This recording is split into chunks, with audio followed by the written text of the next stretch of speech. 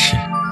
কেন হাসে জানা নেই কারো, জানার চেষ্টাও করে না কেউ। আমি একদিন পাশে দাঁড়িয়ে জিজ্ঞেস করেছিলাম, কেমন আছো তুমি?